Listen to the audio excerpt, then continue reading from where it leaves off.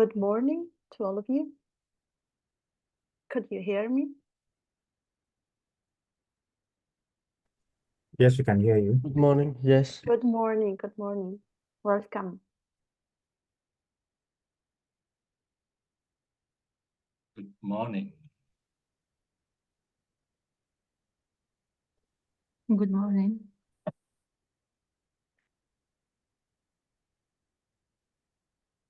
We are going to start in a few minutes in order to stay on time and to respect our scheduled papers presentation. I would like to introduce myself. I would ask kindly to switch on the camera, and this way we can meet to each other. Thank you. Thank you.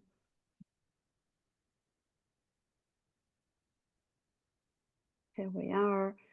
So welcome again. Nice to meet all of you. I'm Alessandra Michalizzi. I'm the chair of this session, and I'm extremely thrilled to hear all of your presentations, even if I have to say that are not strictly linked to my field of work. I'm a sociologist and psychologist. I work in Italy at Pegasus University, so probably my topics are not so close to yours. However, I'm going with a great, I look forward to hear your presentation. I would like to introduce also Prof. Bitan Misnira that is here with me today, and Sidi Auti that could support us as a moderator to the discussion. And okay, some of you are coming right now, so again, welcome to everybody. I would like just to remember the rules of this panel. We have about 10-12 minutes to present, and a very short time to discuss at the end of your presentation. I pray all of you to stay in the scheduled time in order to give the same opportunities to all the panelists, because we are 7, so we are not a few, and it's, I think, the best opportunity of this moment is to have the space to discuss, and it's a pity not to have the time for questions. So I think we can start with the first presenters. We have Dr. Michael Loufakis that presented papers about acoustic anomaly detection on weather radar machine sounds using augmented spectrograms, or spectrograms probably. Is here, Loufakis? Yes. Good morning. Okay, good morning. If you can switch on the webcam, we can see you. I don't have an available webcam. I'm sorry. Okay. Okay. That's No why I problem. don't have switched on anything. Okay, no problem. Could you see the button to share the screen? Yes. Okay, so you can go. You have 10-12 minutes to present. When I push the, I don't know how to sign that the time is going on, so maybe we can find a solution, or I have to enter to the discussion saying that the time is over, okay? So 12 minutes starting from now. Thank you. Okay. Thank you. And can you see my screen? Yes, we can. Okay. Right. Maybe there is a question from someone. Ma'am, actually, extremely sorry to interrupt you, but I wanted to give just a quick introduction of the session and about the session chairs. If that's okay, can I just start? Just Of give me course. 5 minutes. I'll Yes, wrap of it up. course. Thank you, ma'am.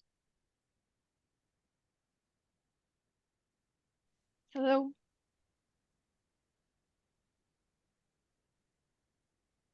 I'll just share the screen. First, I'll just introduce. Hello everyone. Good morning. Dear authors and invited guests, welcome to Technical Session 1F. My name is Siddhi Dowdy and I'll be the session moderator for today's session on the behalf of Global Knowledge Research Foundation. It is my great pleasure to welcome you all to the 9th International Congress on Information and Communication Technology. The 9th edition of the conference is being organized in hybrid mode. The physical event was organized in London, UK on 19th and 20th Feb, and the virtual event is being held through Zoom meetings today and tomorrow, 21st and the 22nd, 2024. I hope you will enjoy the knowledgeable and interactive session throughout the day. In this session, we have 6 presentations and 6 presenters will be given 12 minutes time span. And in this presentation, 3 minutes will be given for the extra question and answers. In every presentation, after 10 minutes, I will raise a gentle reminder to inform the presenter that about the time. And 12 minutes will be given for the presentation part, and 3 minutes will be for the question and answers to the session chairs. So there is another request to all the participants. To all the participants, I and the presenters. I request every participant that you stay connected till the very end. And if you face any issue, you can just tell me in the chat box. I'll be here. I'm here to help you with all the technical issues and stuff. If you have any queries or update that you can just write it to me in the chat box. Just before we get started, I would like to introduce to the chair for this session. Let me just share the screen.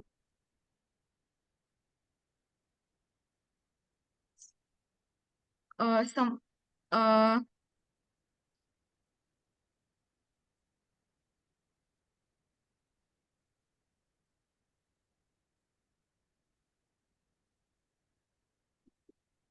Okay, thank you. Can we start? Okay, ma'am, you can start. I won't take more time. Thank you. Thank you so much. I have introduced myself a few minutes before, so I give the room to Laukafis Mikhail for his presentation. Thank you.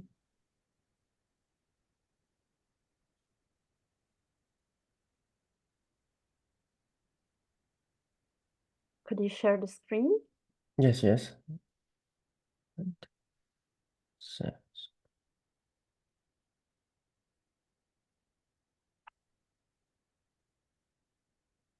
So,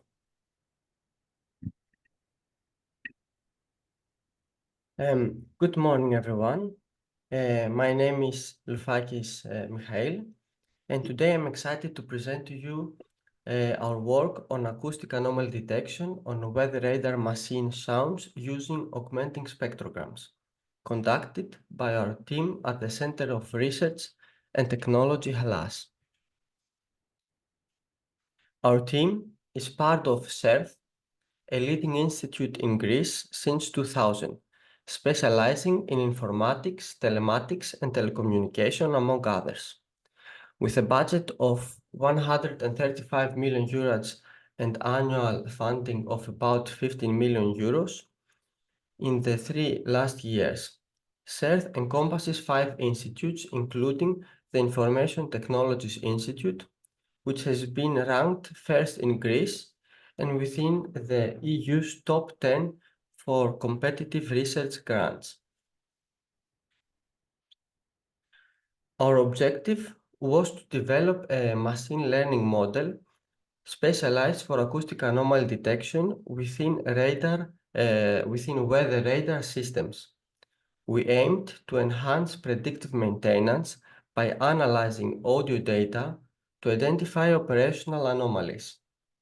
By utilizing anomaly detection techniques, we constructed a system trained exclusively on normal operating data, ensuring robustness in feature detection and resilience against external sound interferences.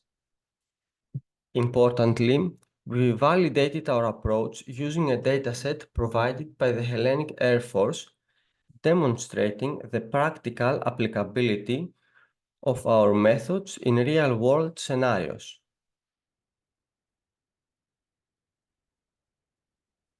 The core of our idea is straightforward.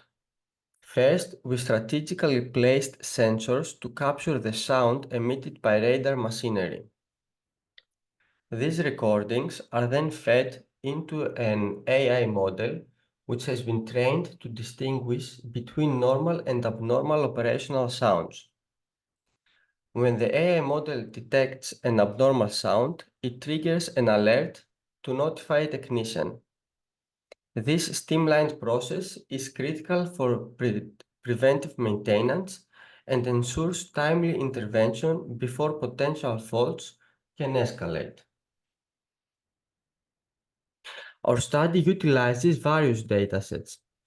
However, due to the limited real-world data provided by the Hellenic Air Force, and particularly the scarcity of abnormal sounds, we leveraged a publicly available dataset to train our models. These include the MIMII, which offers audio recordings of industrial machinery in both normal and faulty conditions, and the ESC50, a diverse collection of 2,000 environmental audio recordings across 50 categories. This approach allowed us to robustly train our AI while using the previous real-world data for evaluating our findings.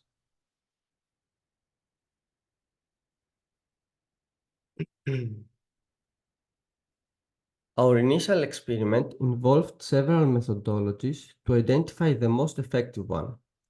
We began by transforming sound segments into MEL spectrograms, which convert raw audio signals into a visual representation. For the first two approaches, a CNN feature extractor was employed to transform the MEL spectrograms images into embedding vectors within a latent space. On this latent space, we trained two machine learning anomaly detection models. The isolation forest model achieved an AUX score of 0.92, while the one-class SVM scored 0.94. Additionally, we trained an autoencoder directly on the MEL spectrogram images, where anomalies were detected based on the reconstruction error. Larger reconstruction errors signaled anomalies, as shown in the image, and on the other hand, smaller errors indicated normal sounds. The autoencoder demonstrated superior performances with an AUX score of 0.98. Consequently, we decided to focus subsequent experiments on the autoencoder due to its promising results. In our second experiment, we augmented some of the sounds with environmental noises from the ESC50 dataset to simulate more real-world scenarios. The results showed that the augmented sounds were classified as abnormal due to the large reconstruction errors, even though only half of them were initially normal sounds and the rest of them were abnormal sounds. Moving then to our third experiment, we trained the autoencoder on the augmented dataset. This time, the autoencoder successfully differentiated normal from abnormal sounds, even with the presence of environmental noises. This method achieved an impressive AUX score of 0.99, as indicated by the ROC curve. The cross-tabulation matrix here shows the detailed classification results, reinforcing the efficacy of our approach in noise-augmented conditions. In our final experiment, we focused on evaluating our most effective method using real-world data provided by the Hellenic Air Force. We fine-tuned then our initial autoencoder trained on the previous dataset on the dataset provided by the Hellenic Air Force. The result was impressive, achieving an AUX score of 0.997. The ROC curve here illustrates perfect classification performance, and the cross-tabulation matrix validates the high accuracy of our model in a practical operational setting. This outcome reinforced the efficacy of our approach when applied to actual field data from the Hellenic Air Force. To conclude, our research demonstrates the effectiveness of using convolutional autoencoders for acoustic anomaly detection in weather radar systems, and we not only advance predictive maintenance techniques, but also address the challenge of data scarcity in our real case scenario. Our findings pave the way for further research into enhancing model performance and reliability. For more information, feel free to contact us at the Center of Research and Technology Hellas or visit our project website. Thank you for your attention. Thank you. Thank you, especially to respect the timing and for the extremely interesting sharing of data. I don't know if there are any questions for our presenter.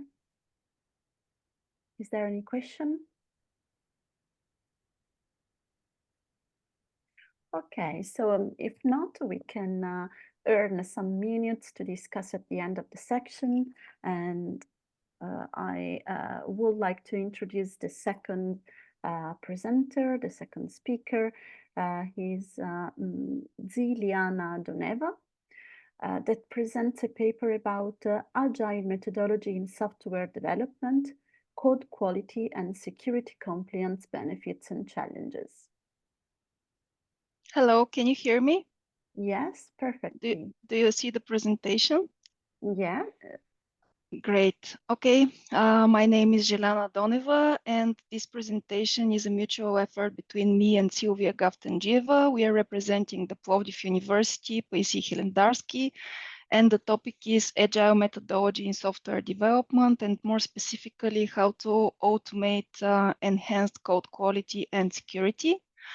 So I will focus your attention firstly on introducing what agile methodology is. I'll provide some historical context, but I will try to spend more time over the code quality and security in agile because I deem that the majority of you are already aware of what agile is. But still, agile methodology has revolutionized the way the temporary software development is being executed.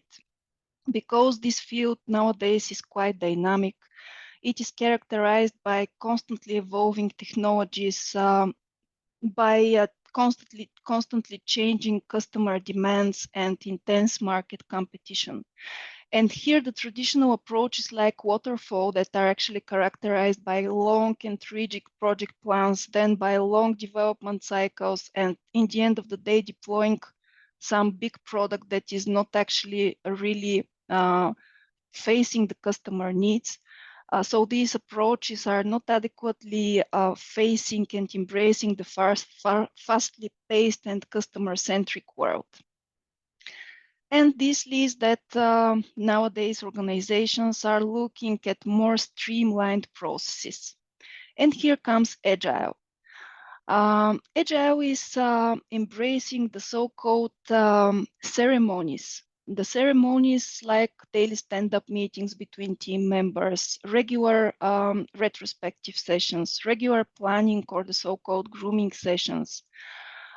We have some iterative cycles of development called sprints that can span between 1 and 4 weeks. The idea behind is that in the end of each sprint, every team is delivering and deploying to production some working deployable chunk of software. It might be a component, it might be a whole product or a piece of product. But the core thing here is that it should be able to demonstrate, to demo this part of the software in front of all the stakeholders, in front of the customers, and receive fast feedback. Based on that feedback, the teams are supposed to enhance their product and to continuously improve what already has been implemented. But let's delve a little bit into the conception of the Agile Manifesto. Going back then in 2001, 17 enthusiastic developers gathered in a ski resort in Snowbird, Utah. And the goal of that meeting was that they really wanted to come up with some more lightweight process related to software development. And this lightweight process should have been able to provide boosted frequency of release, reduced time to market, boosted collaboration, boosted transparency, faster feedback loops, and so on and so forth. And as a result, the creators, Kent Beck, who is actually thought to be the father of extreme programming, Ken Schwaber and Jeff Soderwand, who are the co-creators of Scrum, came up with a pivotal document called Agile Manifesto. The Agile Manifesto is gathered around 4 core principles and 12 supporting 4 core values and 12 supporting principles. So the core values are individuals and interactions over processes and tools, working software over comprehensive documentation, customer collaboration over contract negotiation, and responding to change over following a strict plan. I just wanted to put a very important remark here that Agile Scrum is not against processes and tools as a whole. They're not denying documentation or following a plan, but they're just putting more focus on individuals, on people or interactions, or the mindset that we should be welcoming change even late in the development. So let's focus your attention over the 12 supporting principles.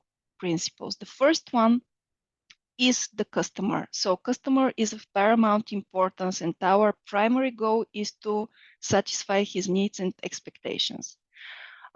With Agile, we are welcoming requirements and changes in the requirements even late in the development processes. We should be able to deliver working software, and we should collaborate on a daily basis. And when I said collaborate, I mean that business people should be able to communicate with the developers on a daily basis. Another important concept embedded into Agile is that great projects are actually built by motivated people.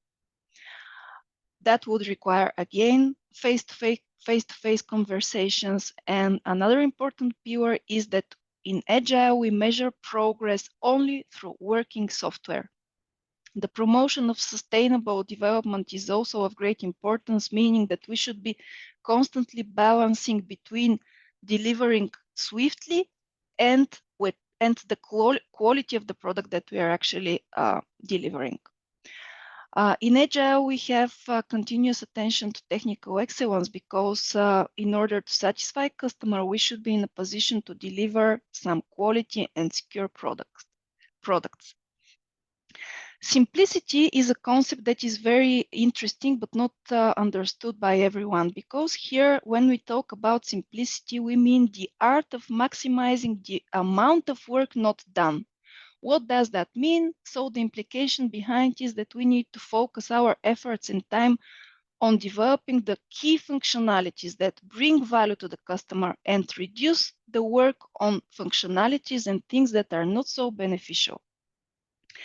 The Agile is also organized around self-organized teams, meaning that it is the developers that should drive the project, that should generate ideas, that should be responsible for the product. And they are not just being directed by managers and given and set what to do. Here, the manager is more in a servant leadership position when he supports the team, he helps the team, and he helps them grow. Excuse me, am I audible? Sorry? Are you changing your slide or it is showing freezed, just the first slide? Is it some problem from my Oh, end? really? I'm changing my slides. How about now? Is it visible to everyone? Oh, yeah, it's the same for me. I think it's not in the presentation modality, so we can see only the first one, even if Yeah, you... actually, Okay, we are only seeing the perfect. first slide. I am in presentation mode. Okay, let's try now. Do you see my slide? It's core principles of Yeah, Agile. now it's visible. Yeah. Okay. Okay, Thank you. and now that I change it, is it changing? No. Sorry about that. I don't know what's happening. Okay, and if I change the slides like this, do you see the change? Yeah, now it's visible. Okay, so the last principle is focused on the continuous improvement. I already mentioned the retrospective sessions. The idea behind retrospective sessions is that each and every team is supposed twice a month or once a month to gather and to retrospectively give an assessment of what has been done well and what could be improved. And ultimately, in the end of the sessions, to come up with a list of action items in that direction. Okay, so conscious of time, let's continue with the code quality and security in Agile. I already mentioned that Agile is focused around frequent delivery, but in order to achieve frequent delivery, we should be able to achieve the concept of continuous integration and continuous delivery. This means that we should be able to embed as part of the Agile workflow some preliminary established quality controls, quality gates, and quality standards. And this also means that it is the developer who is responsible for the quality and security of the code.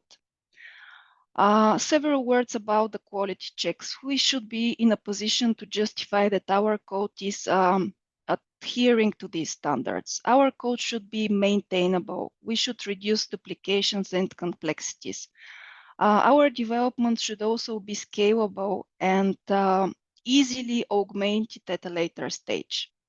A few words about security. It is really key that we have some scanning mechanisms as part of our pipelines in order to be able to, as early in the process, capture some prospect security issues and also have a possibility and means to configure the so-called policies that would impede our captured vulnerabilities to escape to production.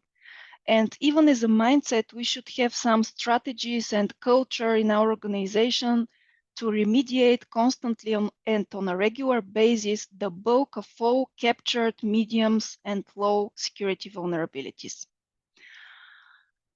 And now, how about automation? In order to have all these quality checks and gates in place and not to slow down delivery, a good idea here is to try to automate them. By automating all these quality and security checks, we actually gain a more secure and quality delivery. It will be less expensive to remediate these issues, and it will be less time consuming to remediate them as early as possible in the process, as opposed to if we capture them post-production. On top of this, we will boost auditability, we will receive real-time feedback, we will avoid human errors or intended process offenders if you wish. And also this will have a positive effect on our reputation. I have shown here just 3 sample tools, GitLab, Vercode, and SonarQube that might be used in order to automate such kind of quality gates and security checks. And I'm not sure how much time I have, but the last important topic I would like to touch base here is the challenges and impediments that we might face introducing such kind of automated checks.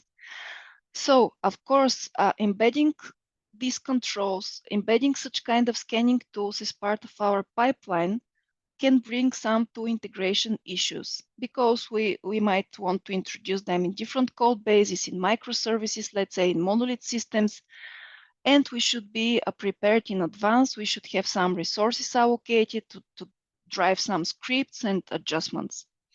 Cultural shift is another impediment that is not often discussed, but it is there and you can even touch it because people dislike changes. And it is very essential when you try to automate and impose some new gates and quality checks to communicate them far in advance. You may think of some trainings, and last but not least, you should communicate the benefits of these changes and try to gradually step by step introduce them. Another possible challenge is the workflow disruption. For example, if you introduce a new job into your pipeline and you check that this might lead to workflow disruptions and latency. That's why we need to check every such alternation far in advance and be able to easily roll back if there are some issues.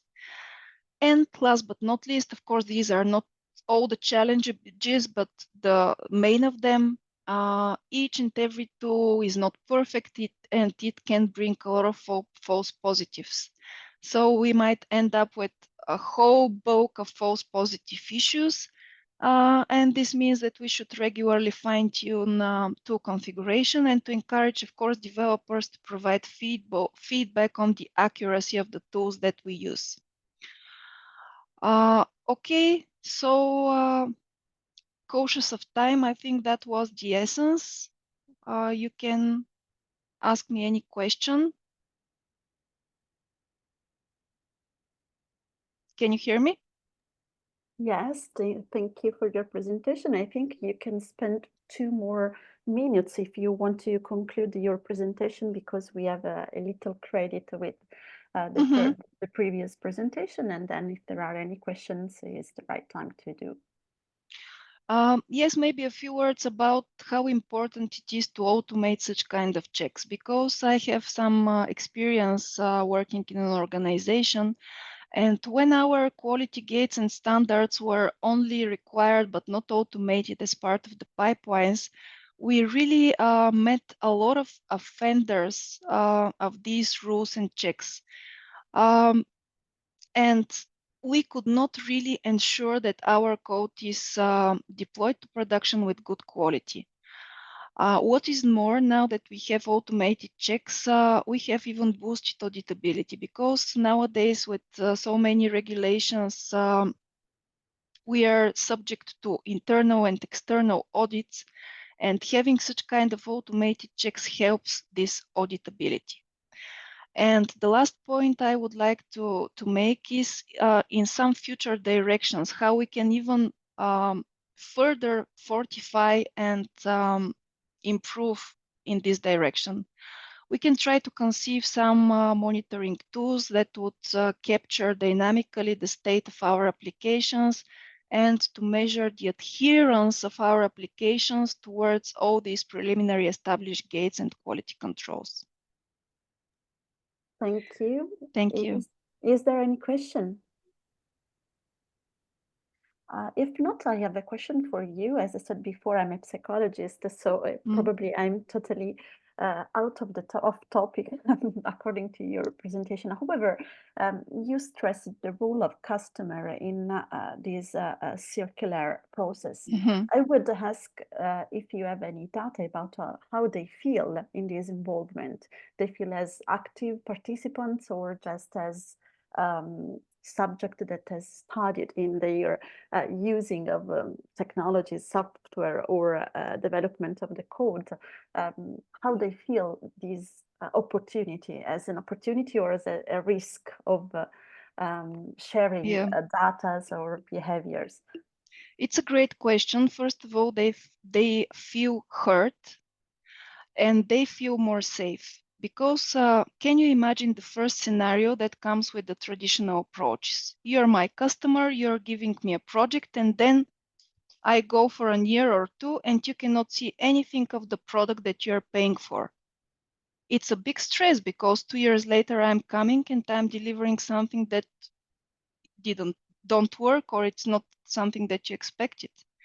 While with Agile, you have the ability to regularly inspect and adjust your needs and communicate them with us. It makes a big difference. And it might be not even the customer who is changing the requirements, but the whole world is changing every day. So I think it's normal. Okay, thank you. It's extremely interesting in my perspective. Thank you so much. If there aren't any questions, I'm going to introduce the third speaker. He is Manar Yalal, and she discusses a paper titled Digital Transition in Healthcare in Morocco, Current Progress and Challenges to Overcome.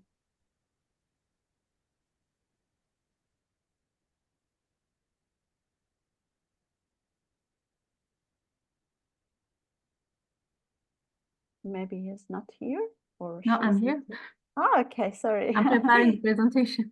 Okay, sorry.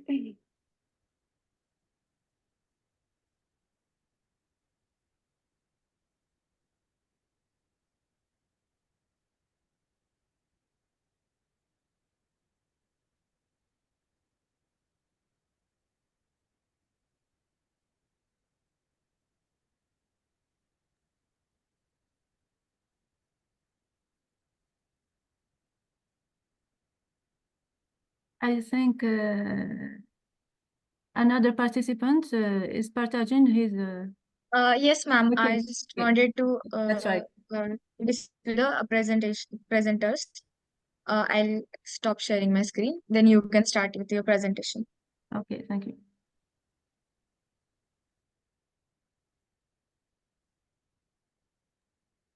It's done now. You can present. Yes, yes, I'm going to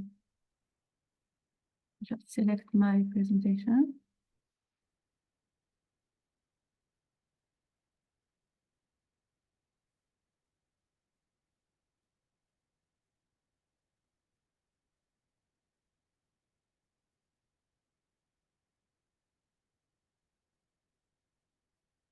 Okay. Good morning, everyone. Thank you for giving me the opportunity to present digital transition in healthcare in Morocco, current progress and challenges to overcome. The Moroccan health system has experienced significant improvements over the last decades, particularly with the reduction in infant and maternal mortality and increased life expectancy. However, our system continues to face enduring challenges. In response to these imperatives, the Ministry of Health integrated e-health into its sectoral strategies as earlier as 2008. The objective of my work is to examine the current state of digitalization in the Moroccan healthcare system, its advancement, and the challenges to be addressed. Morocco has a mixed healthcare system. I think I have. Okay. Morocco has a mixed healthcare system encompassing both public and private sectors with a diverse range of healthcare services. This healthcare offering faces challenges such as a shortage of healthcare professionals and regional disparities. Currently, Morocco has 28,892 doctors, representing 7.8 doctors per 10,000 inhabitants, while the World Health Organization recommends 23 doctors per 10,000 inhabitants. Thus, the deficit in healthcare professionals is 97,000, comprising 32,000 doctors and 65,000 nurses. Here we have a health map of public sector doctors' services. We note a strong disparity in the distribution of doctors across different regions of the country. Okay. It should also be noted the unequal distribution of resources between urban and rural areas. The map of Morocco's health isolation reveals that 270 municipalities, in blue dark here, are in a critical isolation situation, meaning they are located 1 hour or more away from a hospital, which corresponds to 3 million inhabitants. The chronological diagram clearly illustrates the evolution of implemented strategies over time since 2008. The first phase focused on computerization of information system. The second, the master plan of information system. And finally, the third is digital priorities. Like promote telemedicine, develop e-health, e-learning in family medicine, etc. Now, let's discuss the state of e-health in Morocco, starting with the development of hospital information systems.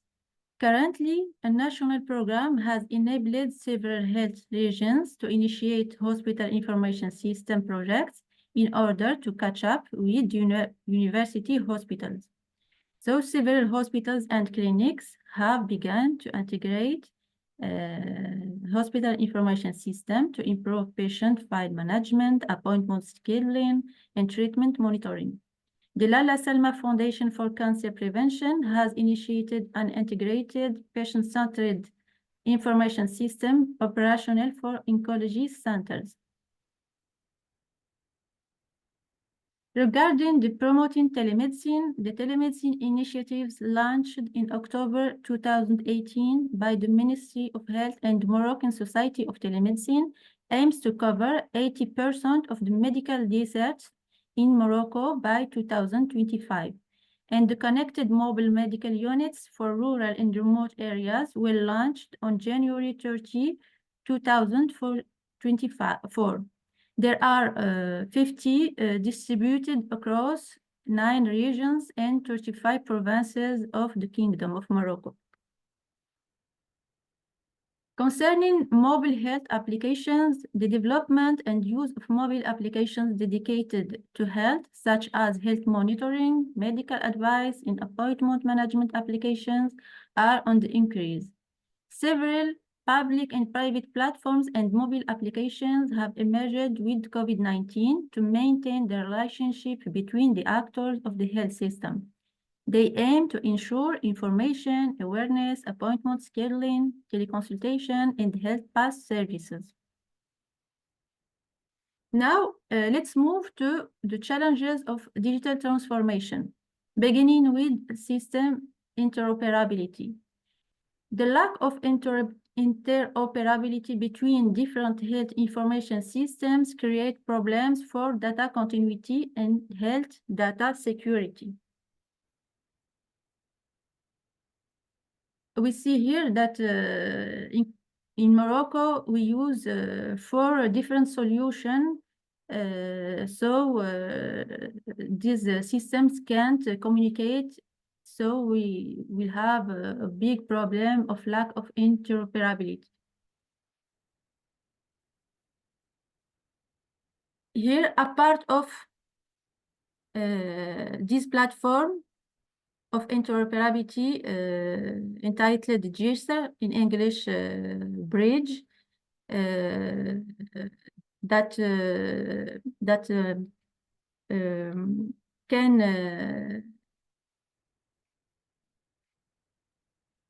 apart from the platform GIRSA installed recently, which ensures interoperability between information health system, public information health system, and the social security system. We have these 4 different solutions. They can't communicate, so the lack of interoperability is present between all these systems. Concerning access and connectivity, limited internet access in some rural and remote regions hinders the effective deployment of e-health across the entire territory. And the lack of training for healthcare professionals in digital tools and insufficient patient awareness about the use of these technologies limit their adoption. The perspective that we can, some perspective in numeric transition in Morocco, in digital transition in Morocco, are the establishing of a solid regulatory framework that is crucial for securing health data, encouraging innovation, and building trust in e-health services. The investment in infrastructure, particularly in enhancing connectivity and modernizing medical equipment, is essential to support the growth of e-health.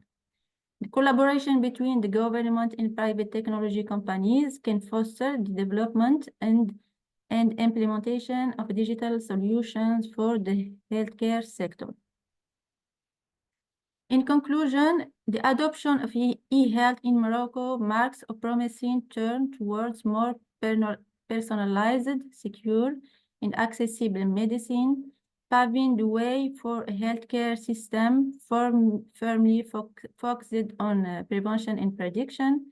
Despite the progress already made, the path to full integration of e-health requires ongoing collaboration among all health system stakeholders, strengthening of digital infrastructure, and cultural adoption of digital technology. And to ensure the success of this transformation, it is crucial to promote continuous innovation, value digital skills among healthcare professionals, encourage a participatory approach that incorporates feedback at all levels. The future of health in Morocco depends on our collective ability to embrace these changes, learn from our experiences, and move forward together towards a more inclusive, effective, and resilient healthcare system. And thank you for your attention. Thank you. Is there any questions? Again, I have a question for you about the cultural adoption. I would ask if there are some initiatives promoted by the government to facilitate the adoptions of this kind of interface to familiarize with the process of digital healthcare or the sharing of personal and sensitive information about the personal health. Yes, there are some initiatives, but not concurrent, because the professional of health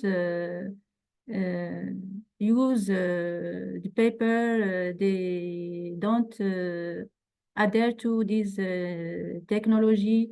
They prefer. Sorry for my English. I would like to respond in French.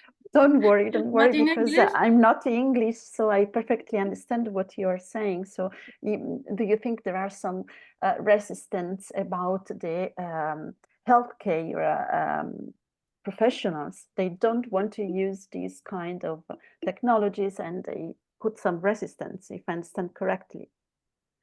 We just start the idea of installing the sensibilization formation for professional, but till now there is no initiatives in this for this problem. Okay, I okay. hope you understand me because Yes, perfectly. thank you Thank very you much. again. Thank you. If there aren't any questions, I introduce the next speaker. Thank you so much, Manar ma'am, for the presentation. But I would want to ask Dr. Bitin Mishra ma'am if you have any questions for the previous presenter.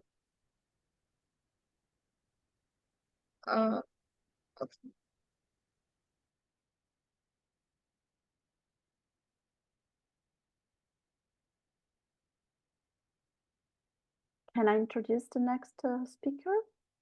Yes, ma'am. Okay, so I introduced Timothy Adeli, maybe. The title of his paper is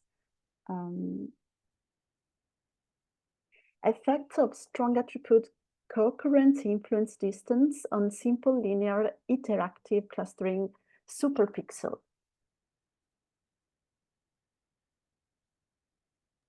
Thank you so much, Prof. Good morning. Good morning. Sharing my screen.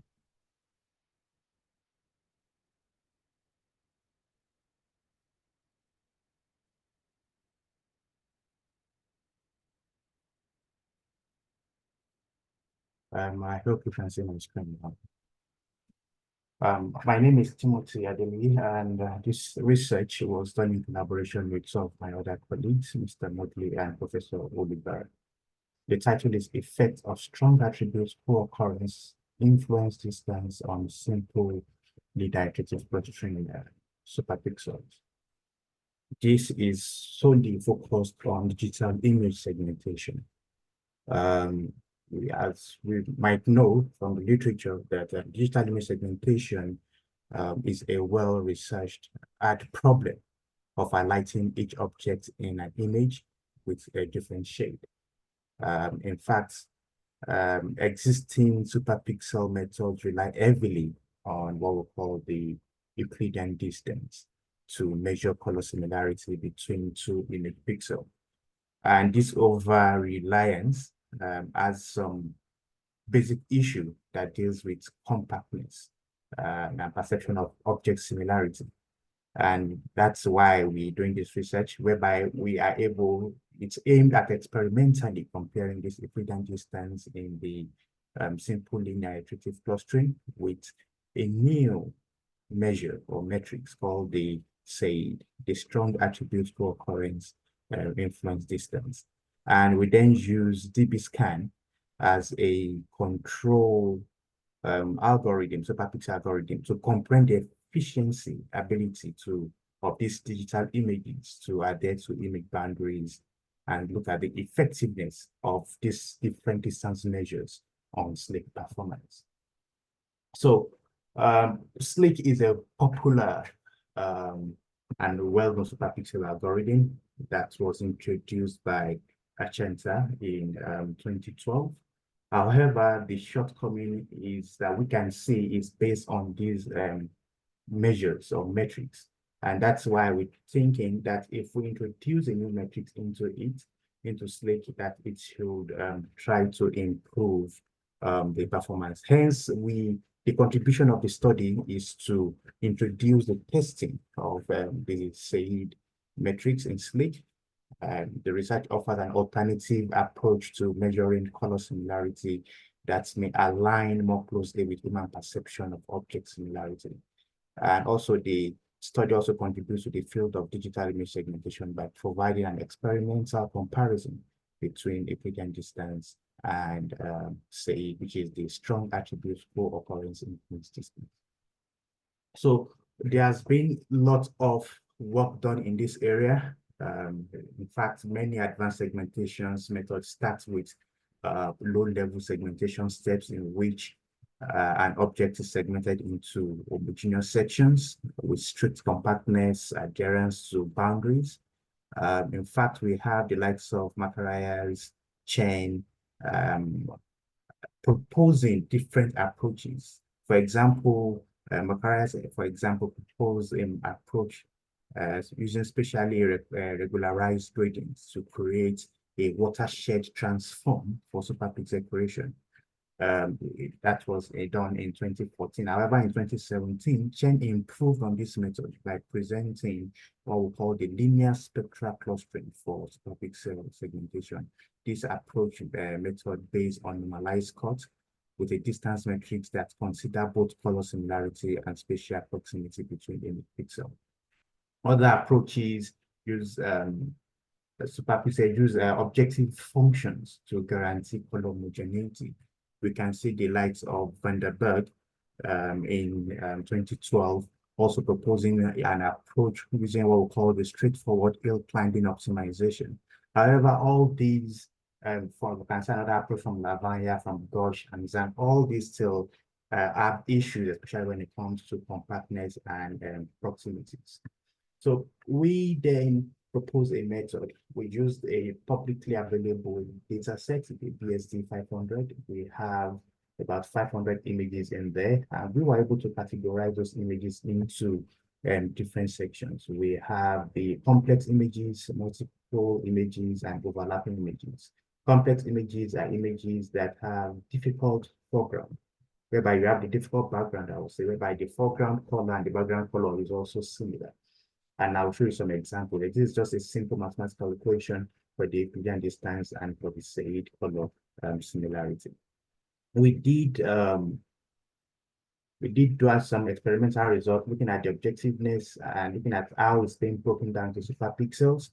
We can see from the results here, this is a qualitative analysis, that in terms of uniform superpixel size, you can see from this table here that the SAID, the first one here, the second column here, partition the images into uniform superpixel in sizes and shapes to ensure compactness. So looking at it qualitatively, we can say the SAID algorithm helps us to give a better compactness. And this in contrast to irregular superpixel shapes of equidistant distance, and as we can observe in these images here.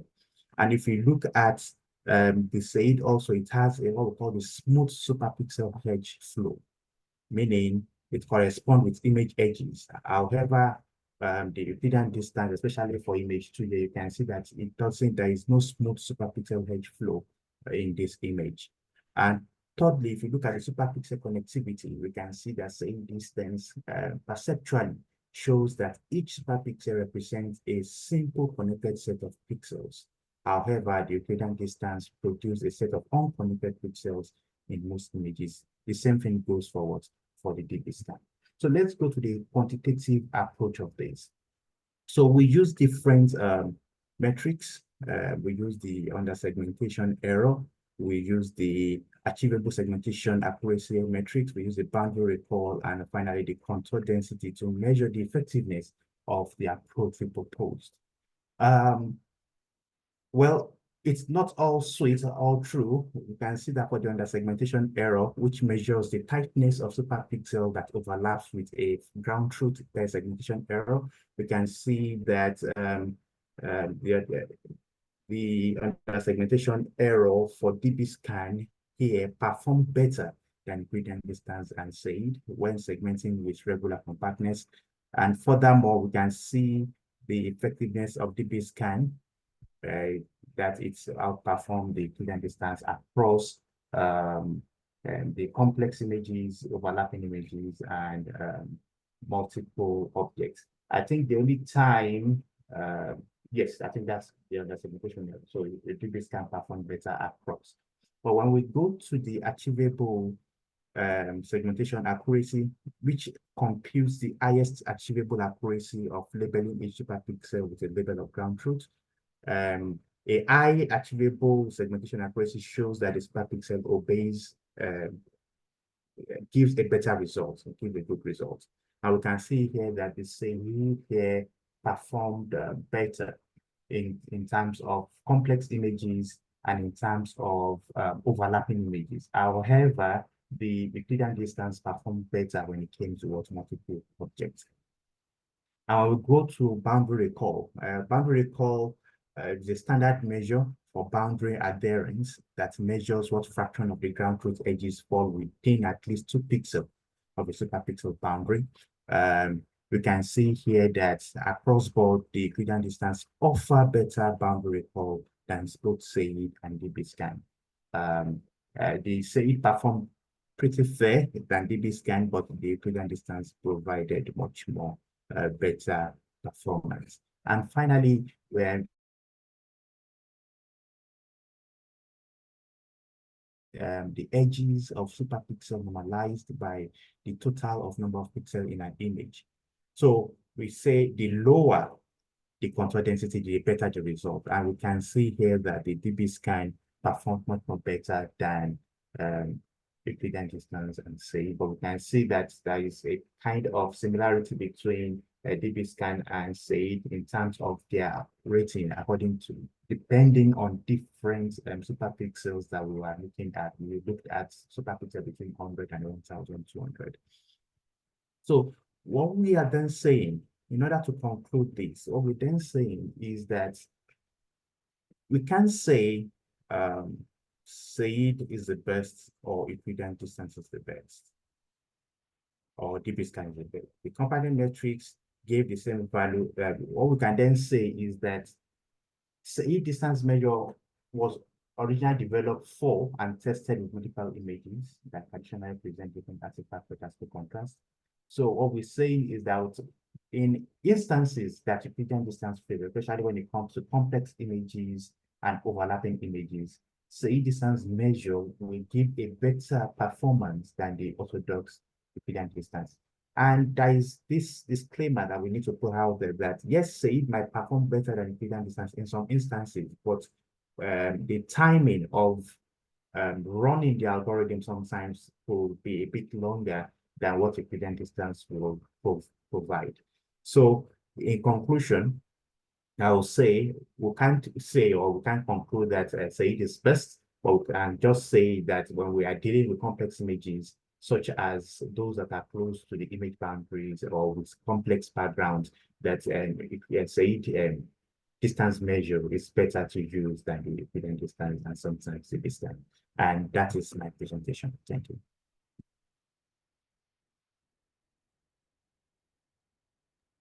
I have a small question actually. What is the size of the data set you said you are using? The size of the data set is 500 images. And you And have taken all the 500? yes, and the reason why it was 500 is because of not all the format it didn't give us. We don't have ground truth because we're measuring the superpixels only. So it's very difficult for us to have data set that doesn't have ground truth. So we're not dealing with ground truth, we're dealing with just superpixels data sets only. So yeah, this kind of data set is not publicly available. So we use the one that is publicly available, and that's why we only have 500. We would have used more if we had to test this, but unfortunately, this is the only data set available to do this type of research that we need. Thank you. Okay, and do you think increasing the size of the data set may affect the result? Yes, we could have, if we were I think the future research for us is to see how to improve on the number of data sets. But what we can see is that I think this is the first step of the research, is to see and test and look at the effectiveness of SAID when it comes to different classes of images. And we will see that SAID is showing promising results when compared to the popularly known Euclidean distance. Okay, thank you. Thank you so much. Is there any question? Any more question? No, okay, we are perfectly on time, so we can introduce the fifth presentation that is from Maki Arame. The title is Investigation of Safety Education Methods Based on the Results of a Survey of Elder Drivers' Learning Styles Toward an Automated Driving System. So extremely Thank you. Thank you. Thank you for your introduction. Okay, I'm ready to start now. Oh, I can't open the presentation. Okay. Ma'am, Can now you will you- be able to present. Okay. Can you see my presentation? Yes, Yes, we absolutely. can see your presentation. Thank you. I'm Maki Arame from Polytechnic University of Japan. This research is collaborative research with Professor Goda and Professor Handa and Professor Toda. It's great honor to be able to speak to you today. Here is the outline of my presentation. First, I would like to briefly introduce my team. Since 2020, our team has been conducted research on learning support necessary for diverse people to use new technology such as automated driving. This table shows the definition of automated driving. Level 0 to 5 are defined. Level 3 automated driving requires the driver to take over driving if function is required due to a sensor failure and so on. Our team have verified that the driver's personal characteristic and unconscious self-awareness have an impact on learning automated driving.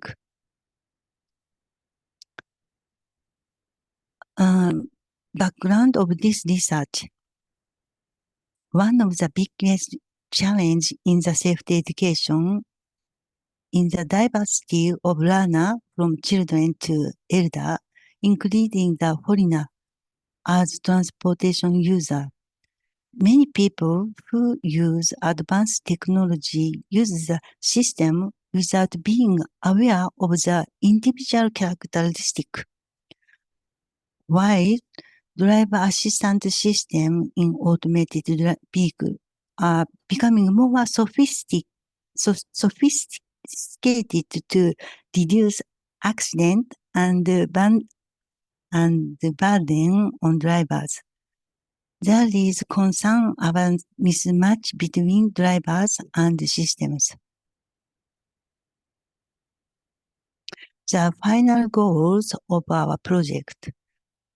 In view of the complexity of the risk structure when drivers occur changing people and society, there is need to study methods to further reduce the risk of accident.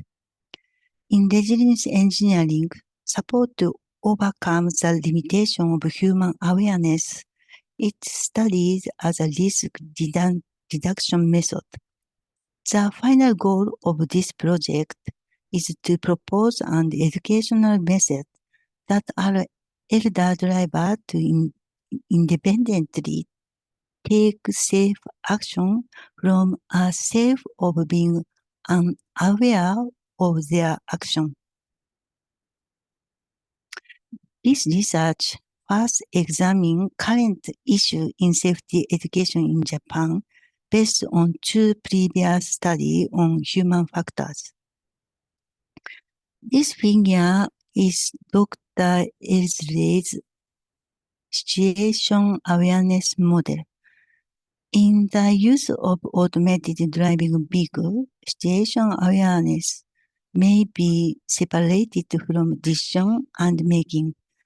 In such case, even highly skilled experts will misunderstand the situation and make decision difficult. This figure is Dr. Rasmussen's SRK model.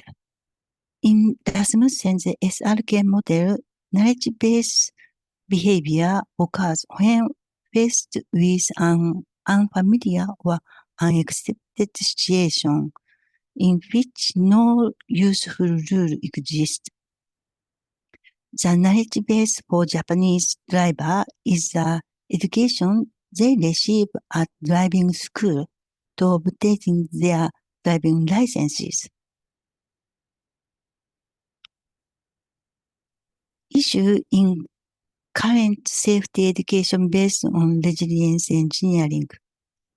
Previous studies have indicated that educational aims to fostering hazard presentation skill can develop if training is conducted using appropriate teaching materials. Currently, most education aimed at developing ability to predict hazard consists mainly of passive lecture and watching video of accident, and no interaction is assumed.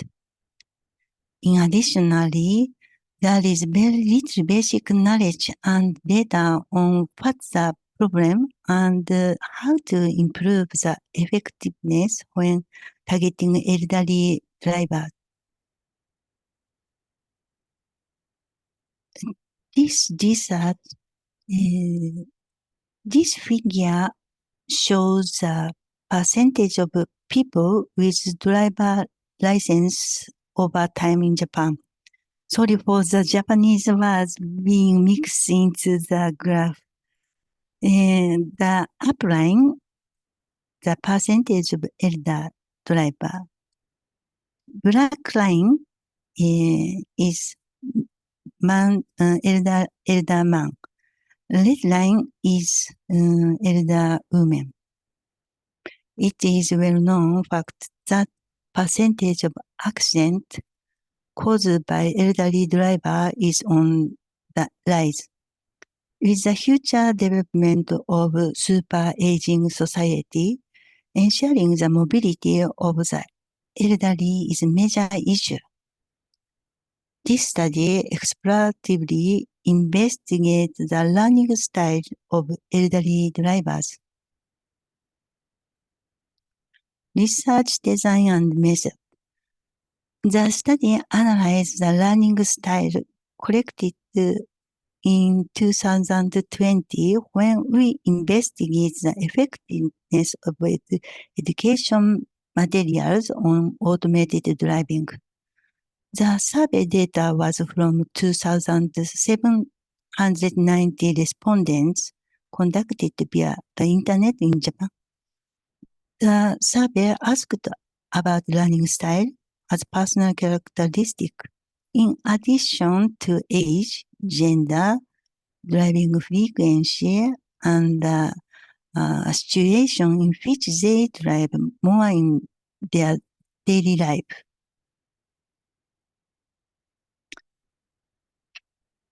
This is learning style model. Feather-Silverman model include 4 areas of personality that contribute to learning and set to pairs. Active is abbreviated as ACT. Reflective is abbreviated as REF. This table summarizes the gender and age of respondents. The number of participants is adjusted by age and gender. Table 2 shows the percentage of learning style by gender. There was no significant difference in learning style between male and female. The first number indicates the first style of the pair.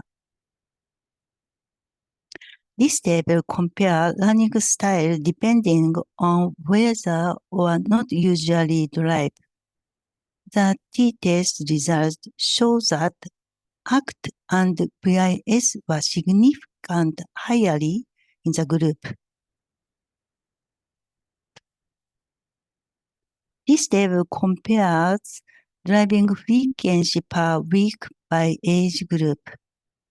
Chi-square analysis reveals significant differences. Over the 17, there is a higher percentage of people who drive almost every day. To analyze the factor influencing driving frequency, this figure shows the result of decision tree analysis result.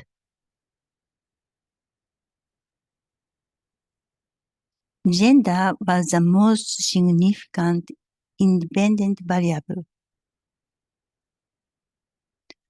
Learning style is affect the variable. Result of decision tree analysis of daily life choice people. This figure shows the result of decision tree analysis for people who selected daily life shopping as their car usage scenario. Gender was the most significant independent variable. For men, for male, age have a strong influence. For female, learning style is strong influence. Especially SEQ and CGLO is influence. Discussion. The analysis reveals that elder drivers are more likely to drive a car in their daily lives. Additionally, analysis of the effect on driving reveals the effect of gender and specific learning style. For older women who drive in their daily lives, no age effect was observed, but learning style effect was observed. Conclusion. Currently, much of the education aimed at developing risk prediction ability consists of passive lecture and watching video of accident in Japan. but considering the learning style of elder drivers, programs that incorporate interaction with others and education that takes learning style into account may be effective. Limitation and recommendation. There are some limitations in this study. This study investigated respondent place of residence, but it was not used in the analysis. Additionally, the research focused only on improving the current safety education based on learning style, and the development safety education program will begin in the future. In the future, we plan to develop an educational program that take learning style into consideration and verify its effectiveness. Thank you for your attention. Thank you. Is there any question? Yes, I have a question. In which data set you have performed the pretest?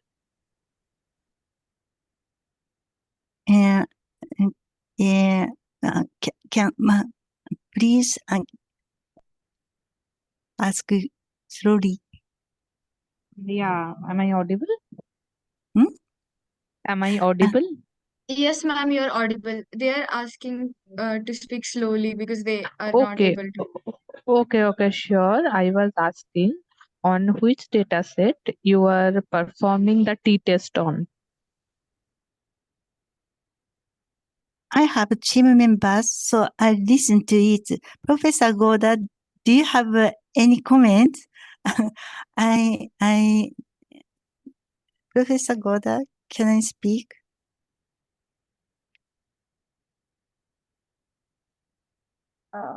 Yes. Yeah. Oh, thank you very much for the presentation and asking the question. You're talking about the My team member. pretest? Hello. So we developed the pretest about the self-driving cars. So pretest we measures driver's state and also driving ways, usual ways, and also we measure drivers' knowledge about the automated driving as a pretest. And then we also do post-test, the same questions, but the different orders. Thank you. Okay, thank you. Okay. I have a question too about other sociocultural variables. Did you consider any other sociocultural variables, such as the level of education or the number of children or something like that, that could influence, could affect the learning of driving courses? Professor Aramen, do you have any opinions? Now thinking, so please comment. Since Japanese, we have some like renewal of the driving licenses. So we are considering the balance of the contents which the Department of Police provide to the audience, and also as researchers, we can provide some other educational materials. So it might be we have to consider cultural differences or like a Japanese features of using the driving cars, but at the same time, we consider the kind of roles, sharing roles with other like stakeholders. Mhm. Okay, thank you. Thank you so much. Is there any questions? No? Okay, so we can introduce the last presenter. The name is Chen Ho Hee, and the presentation is titled Preliminary Study on Assessing the Proportion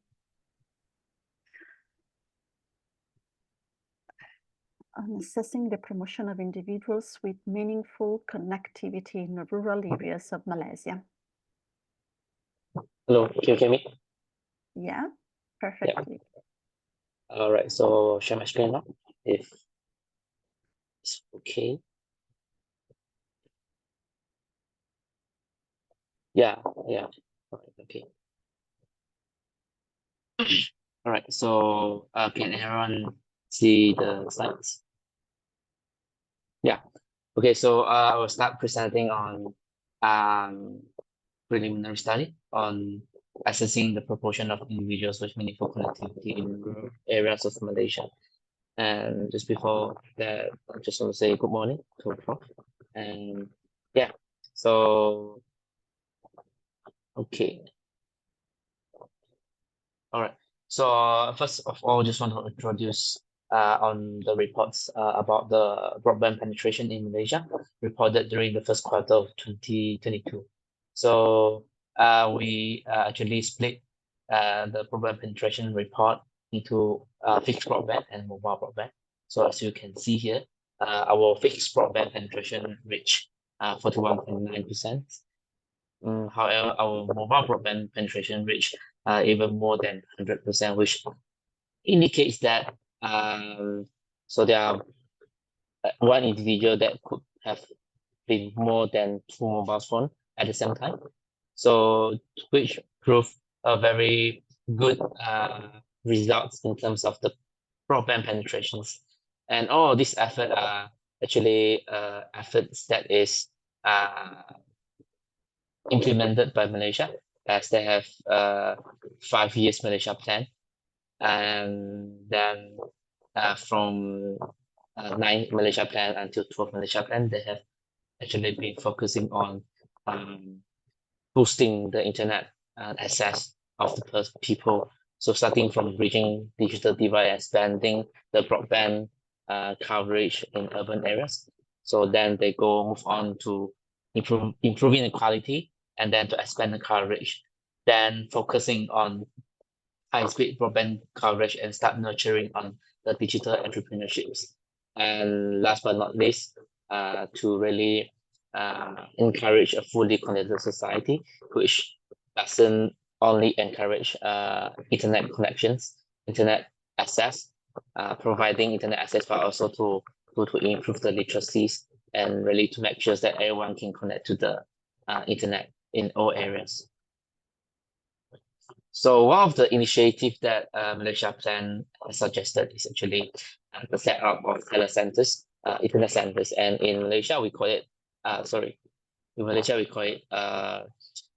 Pusat Ekonomi Digital Keluarga Malaysia, so which is a short form for PADI.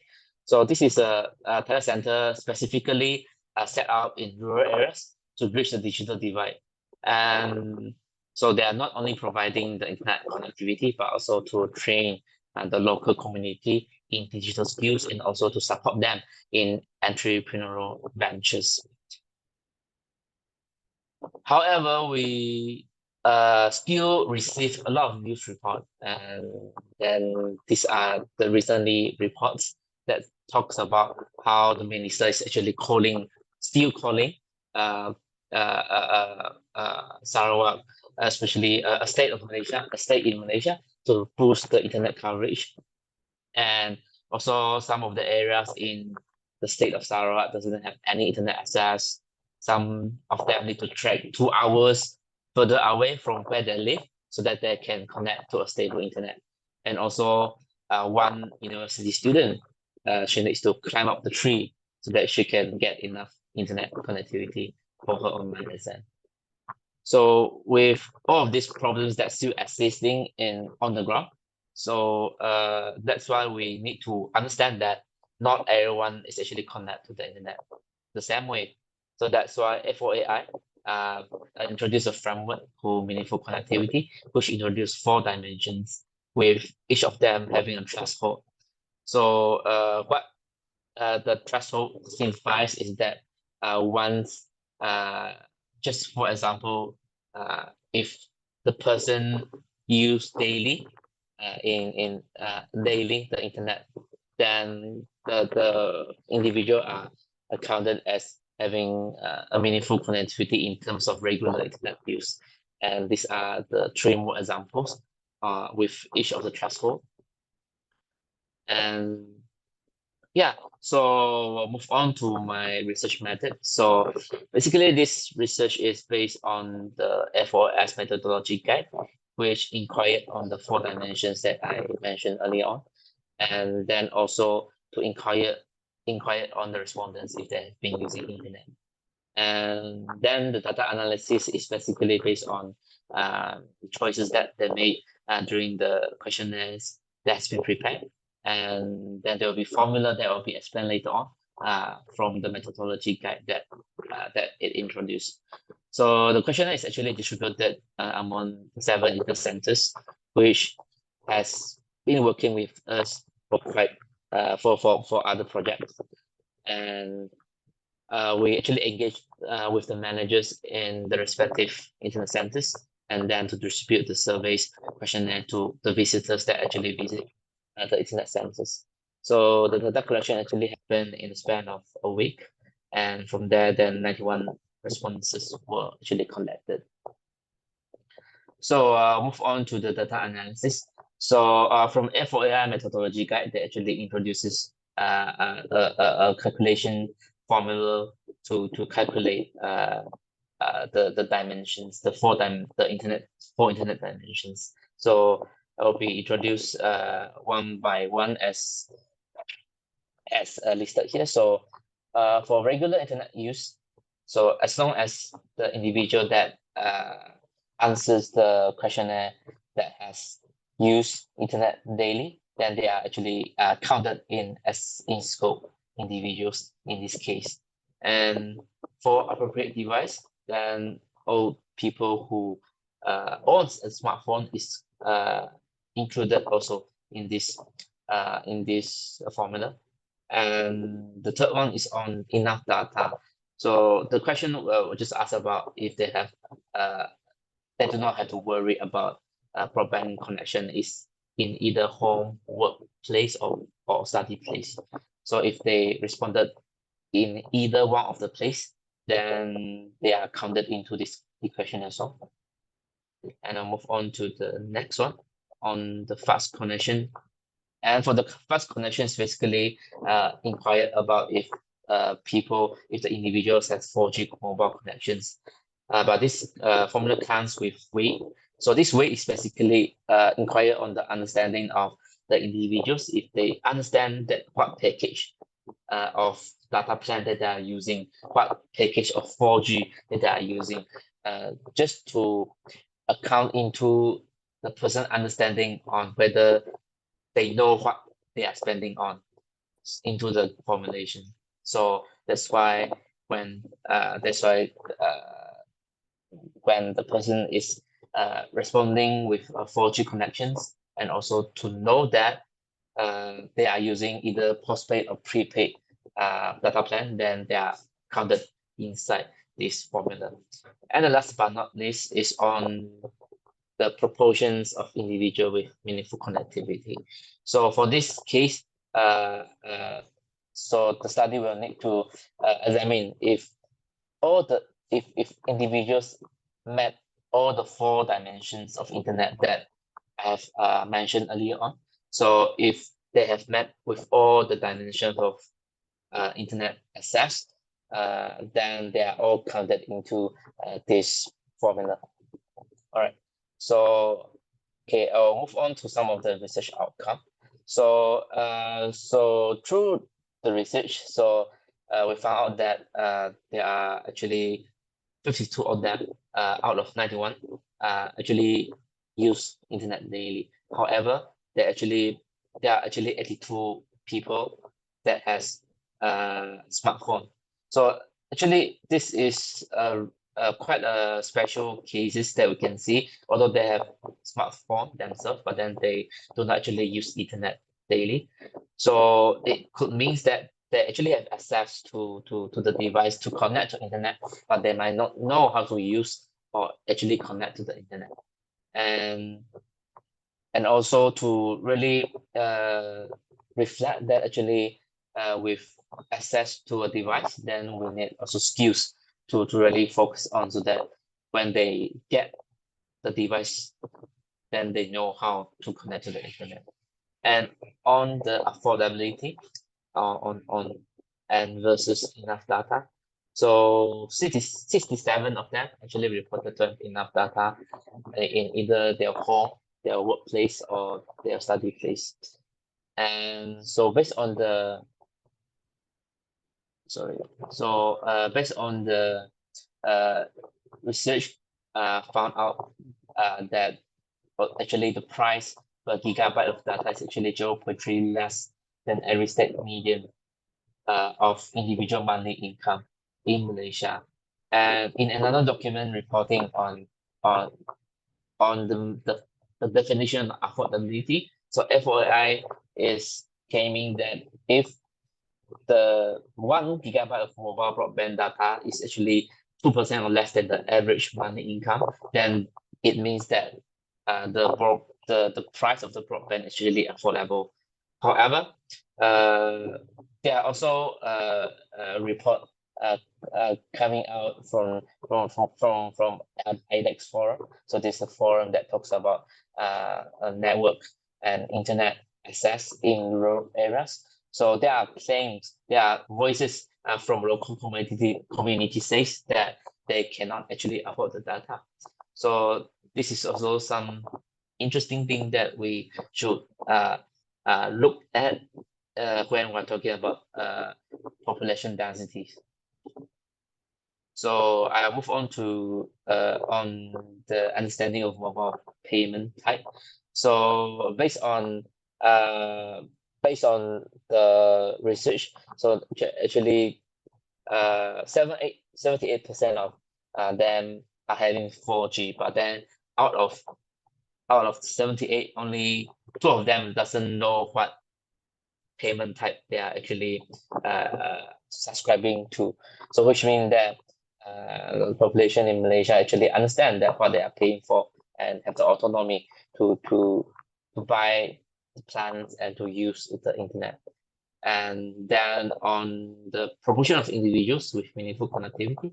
So from the study, there's actually 43 of them only that achieve meaningful connectivity, which means that as I reported earlier on about how good our broadband penetration rate is, but then it doesn't reflect, it does not reflect the experience of the internet users on the ground. So with coverage and penetrations and having a personal device, if they do not know how to take benefit of it, then it will not make sense for them in terms of internet access.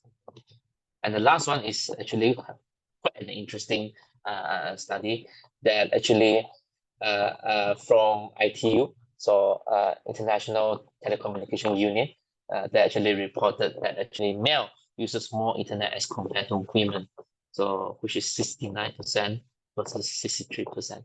But then from the study that was conducted, female actually has more meaningful access to internet than male, which is a slight difference, but then still something that we should look into on how this disparity between female and male in terms of meaningful internet access. So I'll go to the conclusion now. So in this study, we can see that actually assessing on the internet coverage of penetration doesn't actually reflect on what's on the ground, what's happening on the ground. That even though there are very good broadband penetration rate of more than 100% for in terms of mobile broadband, or even 90% internet coverage, but then it doesn't reflect the experience. And also it's very important to note that how in this case female has actually more meaningful access of internet and as compared to the male in the populations that has been taking this test in. So some of the limitation is that actually the research only have a very small population, but it does not actually reflects on it does not actually reflect in a bigger context. But this is the first step, as this is the preliminary study. So that's why in the future research, then it will be better if you can take consideration of a larger population, and as well that experience itself is a very subjective topic, and that's why I would suggest as well for this research to refine further by using some of the qualitative approach, so that the research can be conducted not only in graph, but we can also to really look into the issues itself in depth. So this is my presentation. Thank you. Is there any question? Thank you. Is there any question? No question from Hi. my side. Sorry.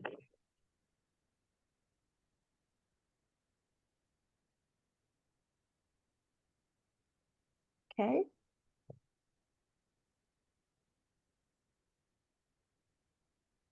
Maybe there is any technical issue with Prof. Misra?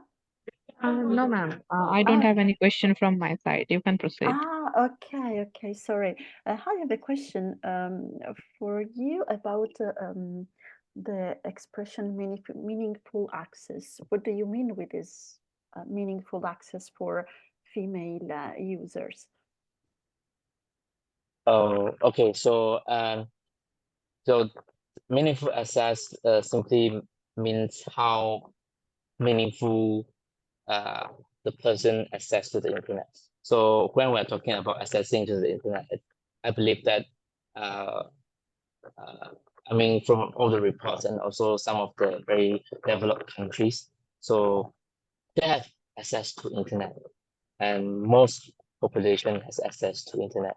But the problem is how meaningful it is in terms of how to make use of the internet, how to actually translate that access of the internet into something meaningful, like I can make my job more effectively with internet access, or I can learn something more easily or effectively through internet access. So yeah, so the meaning of meaningful It's like is useful for the user. yeah, and also Okay. actually yeah, or something that actually Less make for leisure. Okay, yeah, less for leisure, more for work, learning, jobs, etc. yeah, Okay. yeah, yeah. Thank you for this specification. Is there any question? If not, I think we conclude our section. I would like to thank you, all of you, for staying with us. Thank you so And much, ma'am. Thank you, sir, for your presentation. Lastly, just give me a minute. Uh,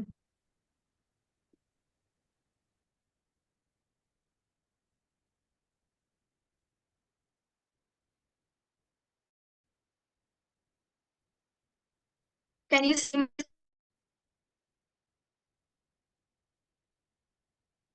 hello, ma'am?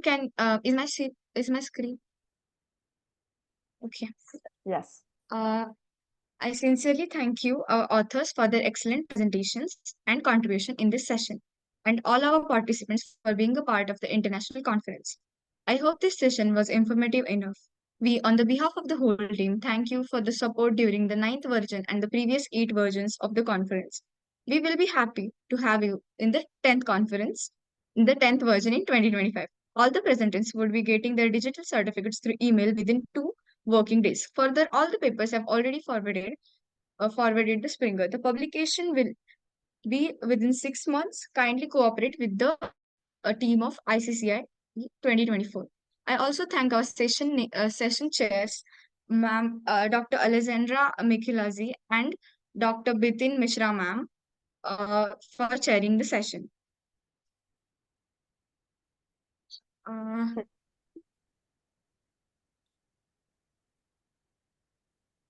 Thank you to you too for your support, for your moderation. Thank you to Prof. Thank you so much for your valuable presence and cooperating with us. I kindly request all of the participants to switch off the camera and end the virtual conference. Thank you so much. Thank you. Thank you. Again. Thanks.